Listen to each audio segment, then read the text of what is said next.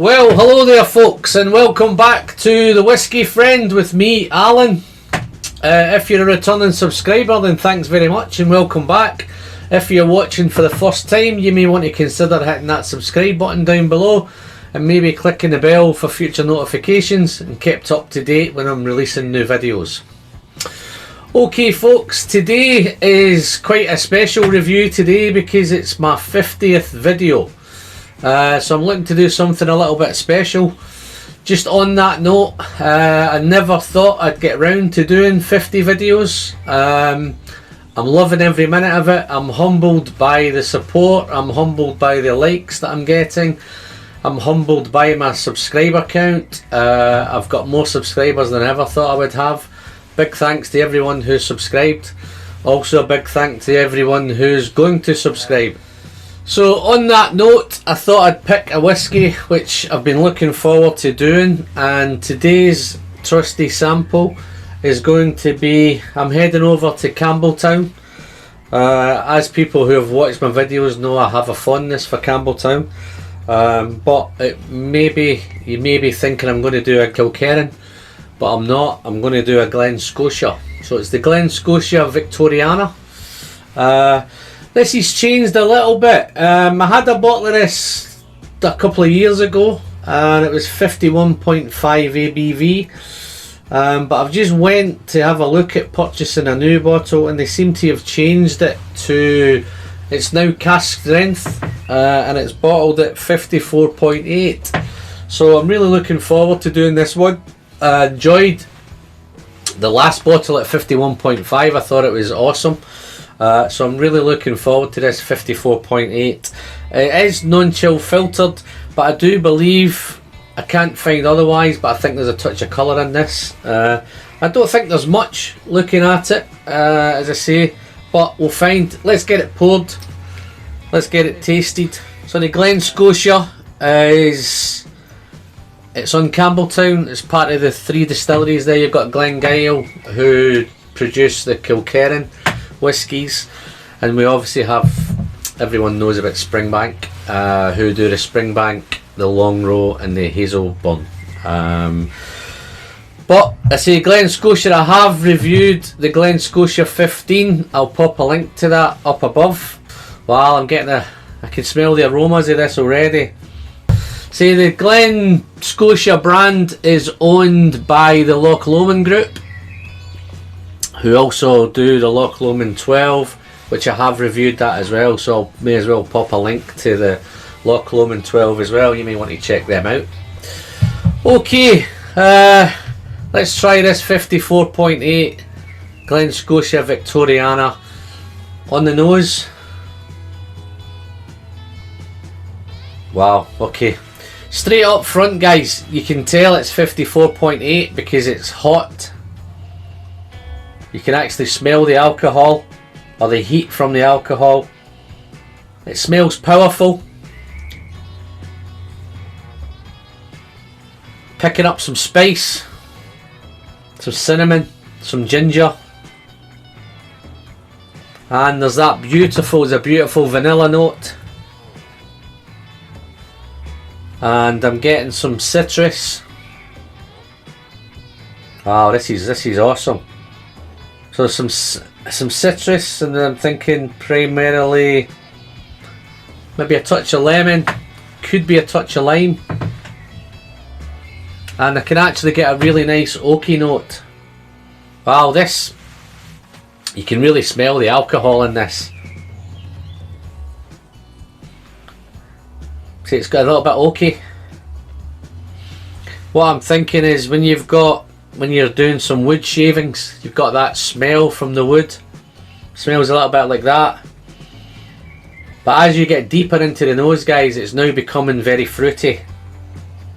I'm not sure, I think, reading up on this, I think it's matured in bourbon casks. And it's finished in some deep charred casks. So I'm really getting that kind of, it is becoming really sweet, fruity, thinking dark fruit, so I'm not sure if there's some sherry in there somewhere. Picking up some blackcurrant, and even it's becoming very sweet. So I'm picking up some, it's like a caramelized brown sugar, and again there's a little bit of green apple. Wow, this is, even on the nose guys, it's quite complex. Really looking forward to getting to try this. So without any further ado guys, on the palate of this Glen Scotia Victoriana Slanch. Okay, as you sip on that, it was a nice soft arrival, and then all of a sudden there's an explosion of flavour and intensity. It becomes really intense spice, and predominantly the spice is cinnamon, ginger, even a touch of clove in there now, but it's gone very, very spicy. That 54.8 is, it's easily identified there. I see it's very, very spicy. There's some pepper. It's all about the spice on the early part of the development, through the arrival into development, and then as it develops, it's got a beautiful thick oily mouthfeel, which is wonderful. I'm picking up a touch of old leather and maybe a hint of tobacco just hovering around in the back. Wow, let's just try some more of this guys, this is wonderful. Okay, on that second sip, I'm getting a really nice malty note. Some really nice, those dark fruits are coming through now. There's definitely some blackcurrant, some plums. It's even all of a sudden it's kind of gone quite jammy as well, so it's like a syrupy, jammy, dark fruits. Wow, this is awesome. I know I've had some nice Glen Scotias. This compared to the 51.5 ABV, the last Glen Scotia Victoriana I had, this is improved. I think that's improved. Looking through, reading on, I think the casks for this are hand picked by the master blender, and I think he's picked some fantastic cask for this, and it's been beautifully finished with those deep charred casks. I think it's non-age statement this, but it certainly tastes, there's no kind of youthful notes from this. It definitely tastes a little bit older, certainly older than the 15. I don't know if they can sustain that, but it certainly tastes older than the Glen Scotia 15. But yeah, no, it's wonderful, wonderful stuff this. Okay, let's do a little bit on the finish.